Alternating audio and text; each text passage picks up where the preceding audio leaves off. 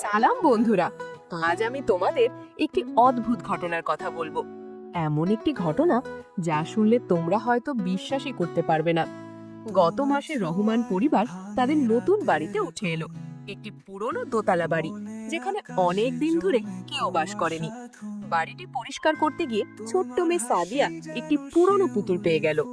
পুতুলটি দেখতে অনেকটা ভিক্টোরিয়ান যুগের মতো, পরনে ফুলদার পোশাক আর মাথায় রিবন। প্রথম দিকে সবকিছু স্বাভাবিক ছিল, কিন্তু কয়েকদিন পর থেকেই অদ্ভুত ঘটনা ঘটতে শুরু করলো। সাদিয়া প্রতিদিন সকালে উঠে দেখতো পুতুলটি আগের দিন যেখানে রেখেছিল সেখানে নেই।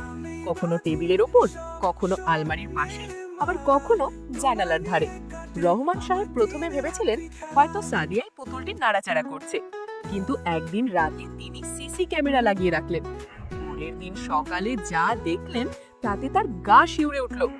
ভিডিওতে দেখা গেল মাঝরাতে পুতুলটি নিজে থেকেই তার মাথা ঘুরিয়ে ঘরের চারদিকে তাকাচ্ছে। এরপর আর দেরি না করে তারা পুতুলটি বাড়ি থেকে সরিয়ে ফেললেন, কারণ তারা বুঝতে পেরেছিলেন যে সব খেলনা শিশুদের জন্য নিরাপদ নয়। কখনো কখনো নির্দোষ দেখতে জিনিসও বিপজ্জনক হতে পারে।